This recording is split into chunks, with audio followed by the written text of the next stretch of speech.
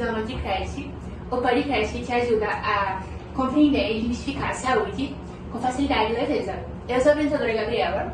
E eu sou o apresentador Pedro. E no episódio de hoje você vai acompanhar uma conversa sobre um tema muito importante, que apesar dos tabus, ele é muito mais comum do que muitos pensam, que é a esquizofrenia. Então, nada mais justo do que trazer dois convidados especialistas no assunto. A nutricionista Xanda e o Dr. Guilherme, que vão nos ajudar a ter mais clareza sobre o assunto. Então, Dr. Guilherme, eu soube que a esquizofrenia é um dos transtornos mais antigos relatados na história. Isso procede? Isso. A esquizofrenia meio que sempre esteve com a humanidade. Isso vai de anos antes de Cristo, séculos antes de Cristo. E ela estava muito associada com questões de demência, ou então questões de loucura das pessoas, de psicose.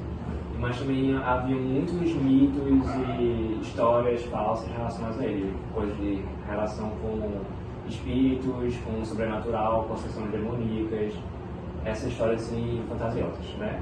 Mas a partir do século XX eles começaram a fazer um estudo para diagnosticar, fazer as pesquisas necessárias para categorizar como uma patologia, como uma doença e as pessoas receberem os tratamentos corretos.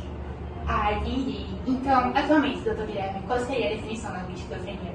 Bom, vai ser justamente aquele paciente que vai apresentar sintomas como de ilusões, vai ter as paranoias, né? Ele vai sempre duvidar dos outros e de si mesmo. Apresenta também sintomas sociais sobre o relacionamento com as pessoas. Mas basicamente o principal sintoma da esquizofrenia é a questão das ilusões, de observar coisas que não existem. Os delírios, né? Os delírios. Pronto. E me explica, Dr. Guilherme. A esquizofrenia é um transtorno que tem subtipos, classificações. Se sim, quais seriam esses subtipos? Sim, nós temos alguns tipos, né, de esquizofrenia e esses tipos estão relacionados ao principal sintoma que está mais em evidência na esquizofrenia. Então temos a paranoide, que é justamente relacionada aos sintomas de delírios e paranoias, né? Temos a desorganizada, que está mais associada também às paranoias, mas uma questão mais focada nela, que são incertezas. É um paciente que não tem as informações completas e acaba preenchendo muito com as informações falsas, né? Eles vai preencher as informações que eles têm com coisas que não existem. Temos a catatônica, que está relacionada às funções motoras do paciente, que às vezes não tem controle em alguns movimentos, não tem movimentos voluntários, ele apresenta vícios, tiques, inquietudes. Temos a residual, que após os surtos de esquizofrenia, que são quando os sintomas atacam, ele fica com sintomas negativos muito mais evidentes, que é as questões mais sociais, de comportamento, de relacionamento com as outras pessoas, questões de apatia, falta de emoções.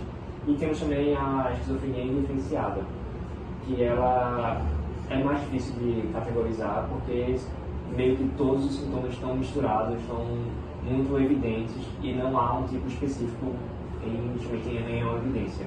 Todos se expressam em grande frequência. Entendi.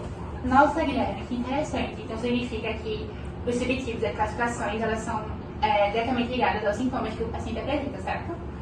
Então, explica melhor pra gente, dar uma clareza. O que são os sintomas positivos e negativos que você citou anteriormente? Bom, os sintomas positivos estão mais relacionados à questão física do paciente, ou seja, às questões neurais, que são as paradas das ilusões, os delírios e também um pouco da paranoia, né? Então, ela está justamente focada nessas partes, enquanto os sintomas negativos, eles estão relacionados à questão social e comportamental do paciente. Você classificar como positivo e negativo não significa que seja um sintoma bom ou ruim. Ambos afetam negativamente, né, maleficamente o paciente. É só uma questão de classificação. Certo. Então, nos sintomas negativos nós temos a questão social, ou seja, o paciente ele vai ter questões de apatia, ele não vai demonstrar corretamente suas emoções, ou então não apresenta emoções. Ele vai apresentar questões de autoconfiança, segurança, e também as partes de dificuldade de se relacionar e conversar com outras pessoas. É uma pessoa muito mais retraída. Então realmente afeta tudo isso, né? Isso. Então, esse transtorno, ele tem algum comportamento característico que você pode citar, assim, diferentes sintomas? Bom, justamente, vai ser uma pessoa que tem problemas de autoconfiança, uma pessoa que vai duvidar de tudo, todos e de si mesmo, e é uma pessoa mais retraída, mais fechada, que apresenta poucas informações, fala pouco, ou então dá informações vagas, respostas vagas, sem muita clareza. Tá certo, Guilherme. Poxa, interessante, né? Tô entendendo, mas Se a esquizofrenia é uma condição com tantas faces e características que podem ser tão distintas, como é feito o diagnóstico psiquiátrico? Então, o diagnóstico ele é feito através de um médico psiquiatra, que é com base em uma avaliação clínica. Então, esse médico ele vai ver todo o histórico clínico, vai fazer uma avaliação dos sintomas e toda a história clínica do paciente, e também a exclusão de outras condições. E também tem várias etapas para esse diagnóstico. Tem a anamnese e a avaliação clínica, que é feita uma entrevista detalhada com o paciente, com também os familiares ou as pessoas próximas, que é para poder coletar todo o histórico desse paciente, para poder saber como é a vida e saber como são os sintomas. Também tem o exame de estado mental, que esse psiquiatra ele vai observar basicamente os sintomas desse paciente. São vários aspectos, como comportamento, como humor, discurso, pensamento e também como é a percepção desse paciente. Também existem vários critérios para esse diagnóstico, que geralmente esses critérios eles são baseados e estabelecidos pelo Manual Diagnóstico e Estatístico de Transtornos Mentais. Então, tem vários sintomas que eles são os principais para essa doença, que são comportamento catatônico, discurso desorganizado, alucinações, ausência de expressão emocional e, segundo esse manual, o paciente precisa ter pelo menos 2 desses sintomas para poder ser diagnosticado com a doença. Ah, entendi. Mas se o diagnóstico é feito assim, como vamos saber se os sintomas não estão ligados a outras condições, como, por exemplo, os sintomas relacionados ao uso de drogas? Sim, boa pergunta. Para confirmar o diagnóstico dessa doença, geralmente o psiquiatra ele pode descartar outras causas de sintomas que são parecidos, como, por exemplo, o uso das drogas. Podem ser drogas, alucinógenos, substâncias, álcool. Algumas dessas substâncias elas podem causar delírios, podem causar também alucinações, então é descartado. Outra questão que é descartada são as doenças neurológicas, assim como os transtornos psicóticos, como o transtorno bipolar, transtorno delirante, transtorno esquizoafetivo e transtorno esquizotípico, porque eles podem ter sintomas muito comuns, então quando o paciente tem esses sintomas pode ser excluído o diagnóstico também. Ah, certo, estou entendendo. Mas sobre o diagnóstico, eu sei que ele é essencial para que seja feito o mais rápido possível. Sim. Caso contrário, como o diagnóstico tardio pode alterar a qualidade de vida e desenvolvimento do transtorno?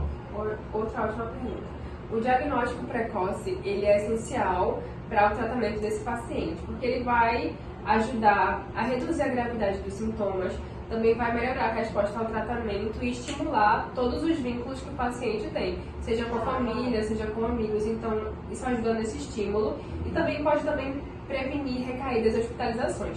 Já o diagnóstico tardio, como o Pedro falou, ele traz muitas consequências, que é totalmente o contrário do diagnóstico precoce. Ele pode piorar o quadro clínico, pode causar danos cerebrais, pode causar um isolamento social do paciente, maior risco de comportamentos perigosos também, porque esse diagnóstico tardio ele só vai piorar os sintomas do paciente, todo o tratamento, vai piorar todo o tratamento e também tornar o paciente mais difícil de se acostumar com a vida cotidiana. Entendi, Shona. Então significa que realmente, nesse primeiro instante, se você ignorar os sintomas, vai ser algo realmente misterioso, né? Sim.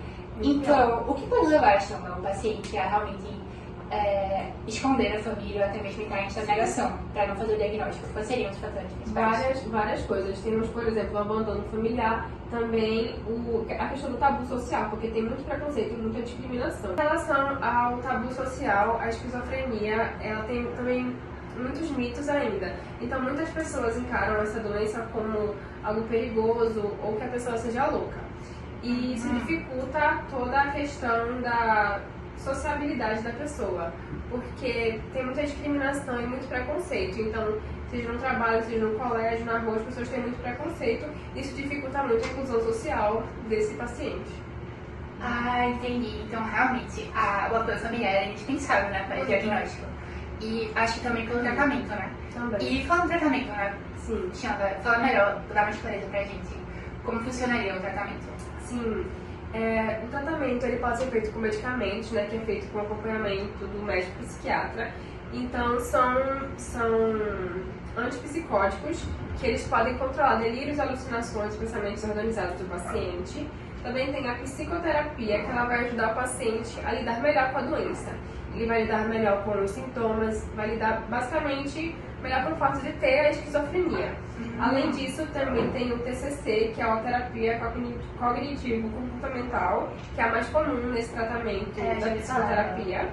Também temos o apoio psicossocial, que para mim eu acho que é o mais importante, que é o apoio com médico, psicólogo, psiquiatra, com profissionais, né? Tem toda uma reintegração social, também tem família e amigos, então é muito importante para o tratamento desses pacientes. Ai, certo, Xanda. E eu sei que um detalhe, você como nutricionista deve saber melhor que ninguém, é sobre a dieta, que muita gente acha que a dieta ela não afeta tanto, ela não é tão importante no tratamento, mas eu soube que é. E eu gostaria que você desse uma aprofundada pra gente, como a dieta ela poderia afetar o tratamento. A dieta ela é muito importante no tratamento dessa doença, mas é bom a gente ressaltar que não só a dieta vai ajudar no tratamento. A dieta ela é um auxílio, né, em alguns sintomas, ela pode ser um auxílio na questão neurológica, na questão intestinal, também na melhora dos efeitos colaterais de alguns medicamentos, mas não só a dieta vai ajudar no tratamento, a dieta também não é o principal que vai ajudar. Tem muitas outras questões que são mais importantes, mas a dieta ela é realmente um auxílio, um complemento. Aí nós temos os alimentos anti-inflamatórios, que são muito importantes, porque eles são ricos em ômega 3, então vão ajudar muito na questão da inflamação cerebral, a prevenir. Também temos as frutas e os vegetais, temos os probióticos e as fibras, que eles vão melhorar a saúde intestinal. Temos também a questão da boa alimentação equilibrada e rica em nutrientes, que vão ajudar nos efeitos colaterais dos remédios e na questão do ganho de peso ou na perda de peso. E os nutrientes mais importantes são as vitaminas. Temos a vitamina B, D e ômega 3, que vão ser muito importantes para a questão do funcionamento do cérebro, um bom funcionamento do cérebro. E é isso. Entendi. Muito interessante, né? Gente, eu quero agradecer muito aos convidados, você, a nutricionista Xanda e o Dr. Guilherme. Muito obrigado por virem ao nosso podcast. Esclarecer essas dúvidas sobre esquizofrenia e os seus subtipos, que eu tenho certeza que muitas outras pessoas também têm essas dúvidas. Sim. E esse foi o episódio do Polinute de hoje, gente. Muito obrigado por assistirem e até a próxima. Obrigada, pessoal. Tchau. Obrigada, gente.